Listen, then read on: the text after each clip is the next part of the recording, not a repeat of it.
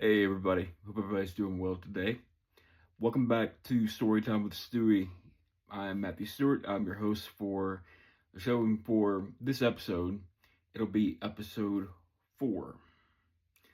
So, this one, I thought about some different things that I could talk about. I thought about some stories um, with my buddy Wade.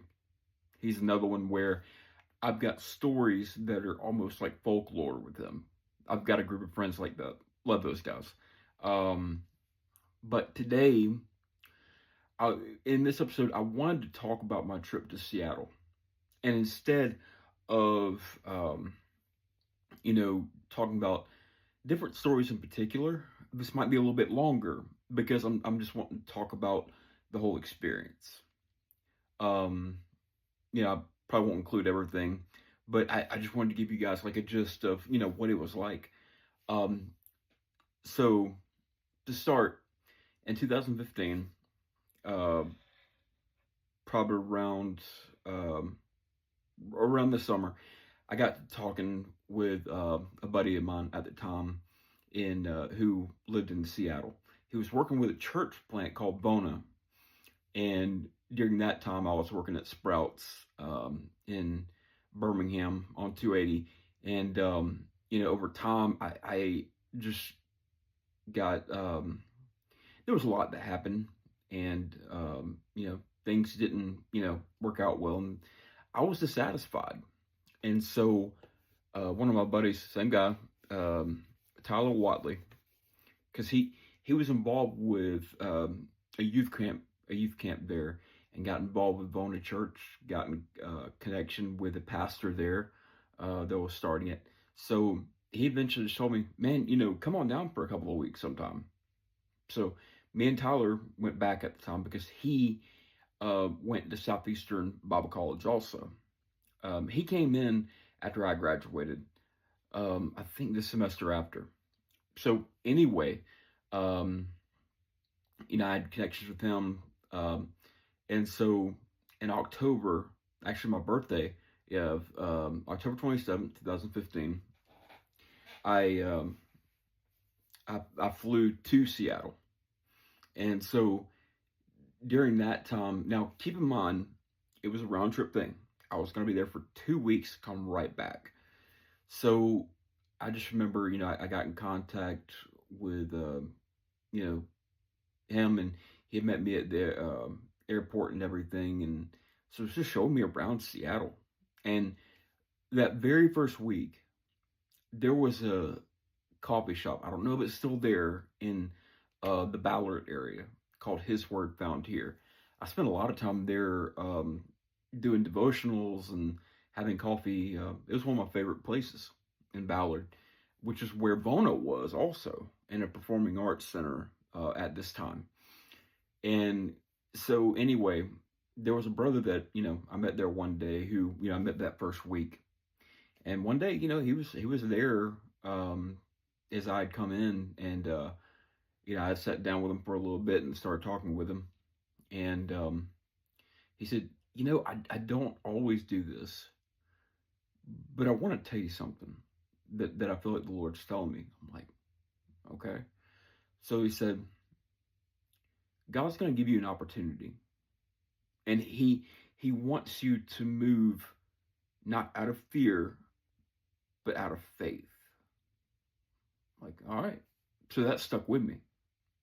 Well, so what I did, um, I started looking for jobs, around the area. Not anything like big time, but just part time job, just enough to be able to stay there. And so I eventually got a part time job at a Menchie's, literally just down the street from where I was staying. It was an area called Purple Door, right in the middle of the UW, University of Washington. It was beautiful too because on the way down to where the street where the Menchie's was, you could see Mount Rainier on a clear day, absolutely beautiful. And no, it does not rain every day in Seattle, Washington. Um, and so anyway, yeah, I applied for the job there and I got it. Well, it was just funny because it was culture shock, uh, you know, for me, and I guess them too, because there's this one girl there at Menchie's who went to the UW, and so she had her own perceptions of what Southerners were like. So this one day I'm working, and she's like, "You're from Alabama?" I'm like, "Yeah." So do y'all go down? So do you go down? They don't say y'all. It's Seattle. Anyway, so do y'all go down to the lake with your shotguns and go fishing? I didn't know how to respond to that. Um, but anyway, it was just funny. Like I said, they had their own perceptions of what we as Southerners were like, and also to top that, at the time I was an Alabama fan, so I would be walking, the UW in my Alabama jersey, getting, as you would believe, looks like I had lobsters crawling out of my ears from the sororities and fraternities of the UW, because the Purple Door was this housing facility for UW students and for different church plant people that were there.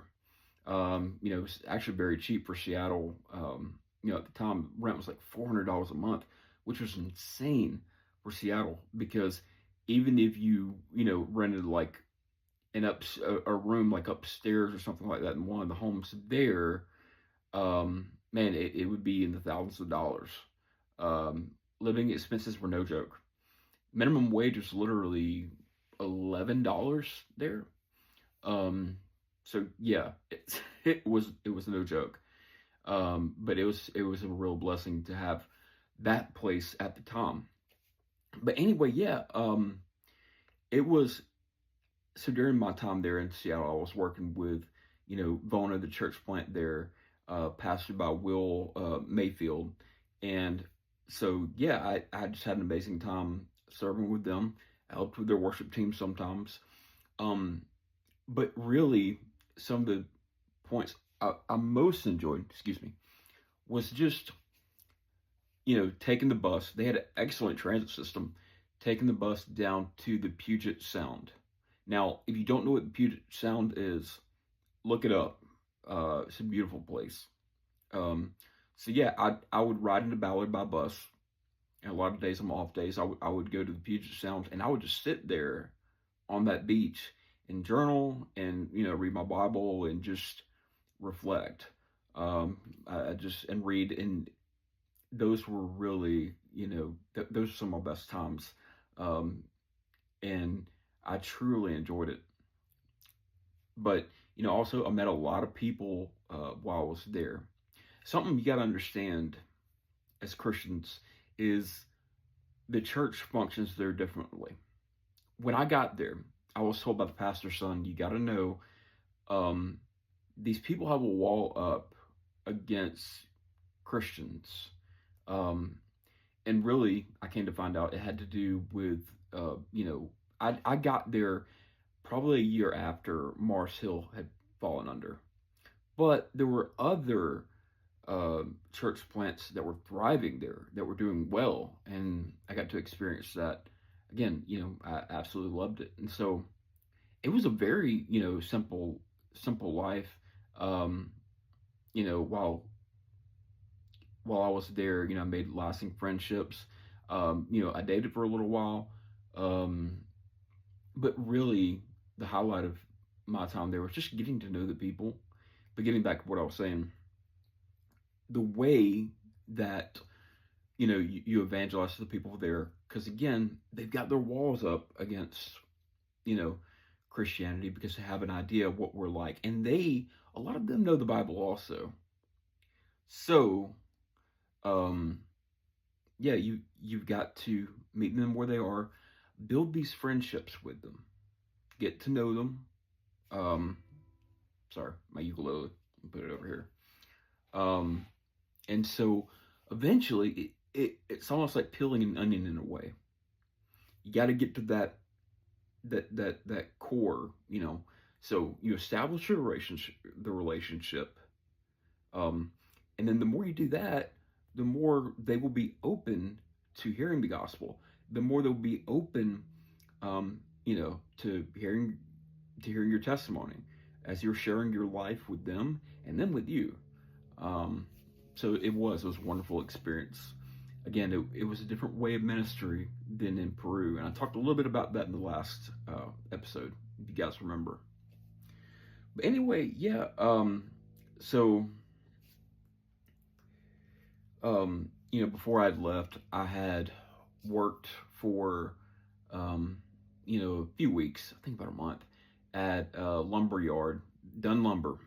They're near, I think it's called Green Lake, the Green Lake District, but it wasn't in the Green Lake District. It was in another, like, right next to it. And so anyway, I think it was Fremont, maybe. I can't remember. But anyway, it just came to time. I had lost that job. I didn't suspect that to happen. And so I was left without a lot of options because the Purple Door, they announced that, it was closing like a month before. And I got the job just in time. My plan was to move in, house with some other guys that were there. They were looking for a place too. We were going to get in together and find a place. Well, I got humbled right quick because after I left, because I told my mom, because she was always urging me while I was there, come home, come home, come home. I was like, I'm staying. There's nothing else for me in Alabama. There's nothing left for me there. And at the time, that was my mindset. Things just hadn't worked out for me, here at the time. And so I just kept on saying no. And so eventually I had to make that call and text her and just let her know, hey, I need to come back home. Maybe you can pay my way. And that was a humbling experience for me because I had to let go of my pride. But everything happens for a reason in the providence of God. I do believe that. One of the pastor Will, I remember my last Sunday there, he said, I don't think this is all for you in Seattle. He said, I think you're going to be back at some point. And maybe so. Maybe that's what God has in the plans. But for right now, I'm happy where I'm at, But so that was my experience in Seattle. A lot of people, especially in our state, have this presumption about what Seattle was like. And you don't really know unless you've been there. You got to keep your heart open. You got to love your neighbor. We should be doing that anyway. But it's a different world. For us, who go there, it is a different world. And you'll see that if you ever get to go. I would recommend it.